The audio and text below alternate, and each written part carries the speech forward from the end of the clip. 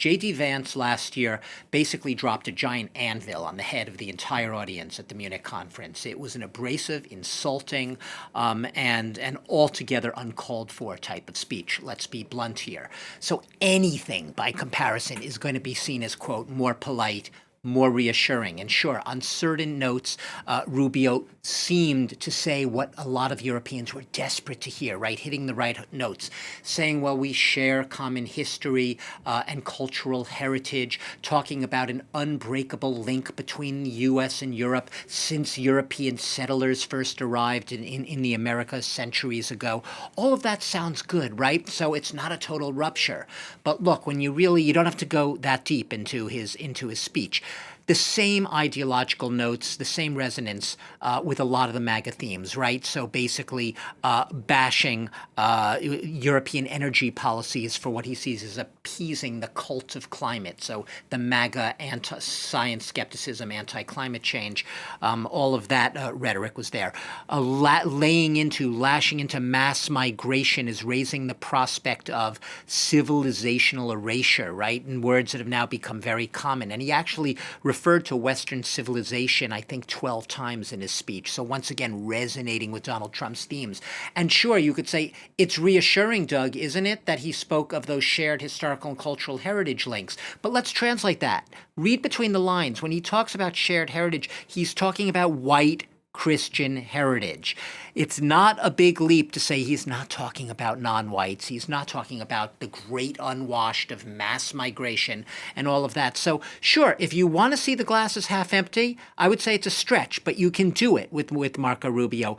But he's only an adult in the room so far. At the end of the day, he's speaking to the same audience that J.D. Vance was speaking to, and that is the audience of one. That's Donald Trump. And it's perhaps worth pointing out that both of them may be rivals for the Republican nomination for president in 2028. They have the MAGA hardline very much, right there up front and center in their minds. Notable where else he's going, isn't it, Doug? Today, Hungary. Yeah, and I was saying earlier, it is perhaps even more important, if you really want to know what Marco Rubio's message is and where he stands, more important to watch where he went. Slovakia first and Hungary. Why are those two countries notable in choice for the Secretary of State coming out of a supposedly reassuring Munich conference? Because they are the outliers, the so-called pariahs on the European stage. They have broken openly with the EU consensus.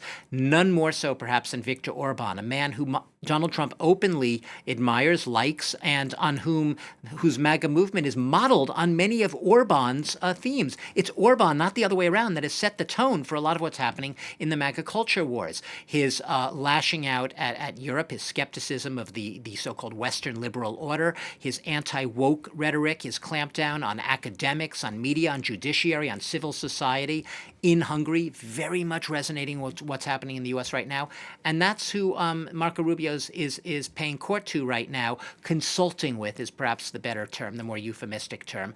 They're talking about energy policy. They're talking about NATO commitments. But at the end of the day, we know where Viktor Orban stands on NATO. He has gone in the exact opposite direction from the EU every step of the way when it comes to Russia's war of aggression on Ukraine, embracing Vladimir Putin, opposing European sanctions on Russia, so on and so forth. So when you ask me the significance of Marco Rubio's visit to Budapest, Hungary, the significance is on the fact that he chose Budapest and Viktor Orban right now.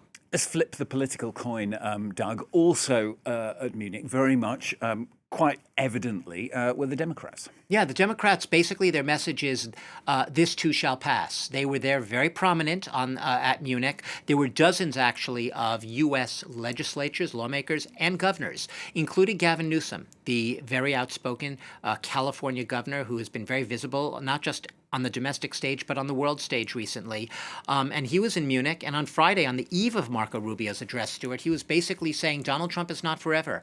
Donald Trump will only be there 3 more years. And that's the message that we saw basically replicated wherever Democrats met Europeans. And there was a lot of closed-door meetings, the so-called reassurance meetings, saying, I know from where we stand today, it seems like Donald Trump is everywhere, everything, everywhere, all at once. You just can't get away from him. You can't get enough of him. He's temporary. There is a time beyond Donald Trump. Now, the Europeans are cautious. perhaps understandably so. They don't even believe that a U.S. after Donald Trump is ever going to be able to rewind and go back to the way it was before Trump. So they're perhaps understandably wary. But the Democrats want to say, we hear your concerns. We still have a vision of a very different type of America, and we haven't lost hope that there's at least a way to return to some sort of way it was before, when we actually were allies for 80 years after the war and we all got along pretty well. Whether that's a pie-in-the-sky message right now, only time will tell, but it was a very clear one from the Democrats. I'll note one last thing, Stuart. Alexandria Ocasio-Cortez, very progressive, left-leaning congresswoman from New York.